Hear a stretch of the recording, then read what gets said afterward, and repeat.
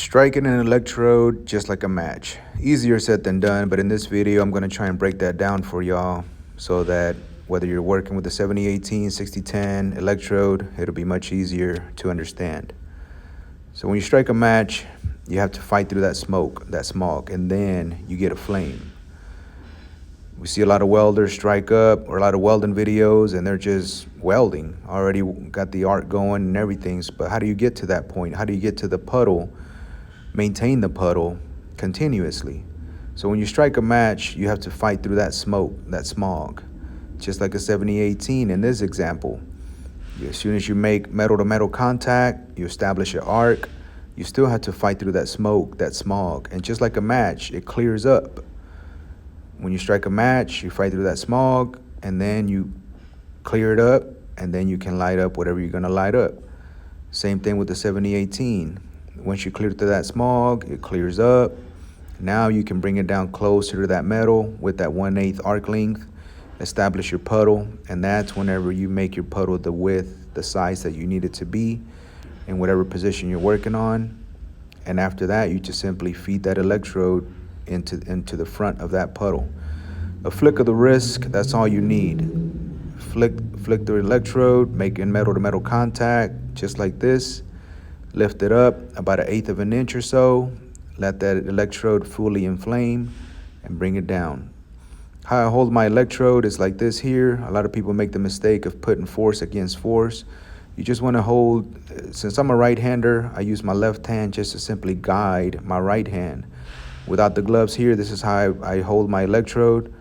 Have a firm grip on it with my thumb on the handle, just so that if I do get stuck, I can easily go to that handle and get unstuck. My left hand, my fingers, I don't place my whole hand in front of my other hand, just use my fingers to help me guide that electrode down into that puddle.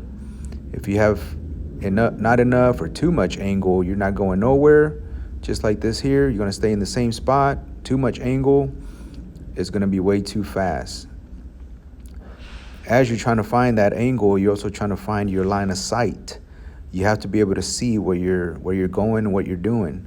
So right here, move the electrode up and down about 10, 15 degrees or so.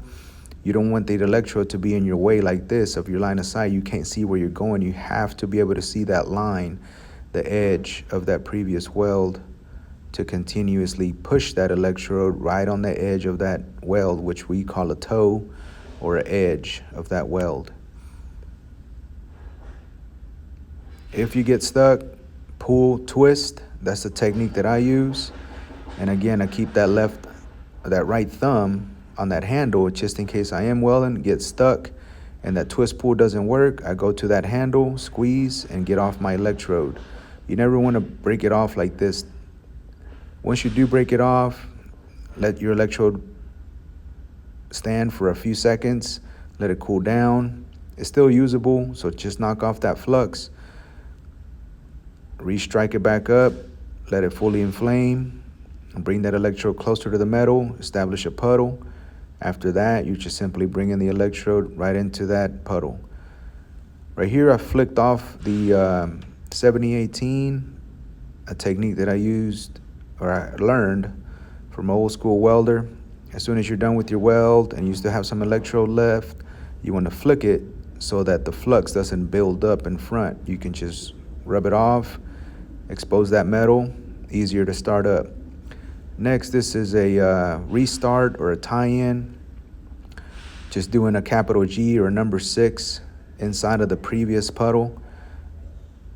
You don't want to consume that puddle with the new puddle. You just simply want to go on the inside and consume the outer edges of the old puddle with the new puddle. And as soon as you make that G, capital G or the number 6, you don't want to waste no time there. As soon as you make it, go. You're gone. You're welding. Otherwise, you'll get a high spot, which is not going to look like a one non-stop weld. You'll definitely be able to notice it. Here, just showing you guys an example of a slow weld, fast weld, inconsistent weld.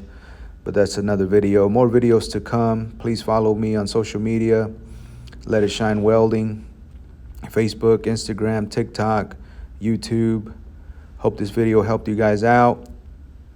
For any questions, comments, post them and let it shine, baby.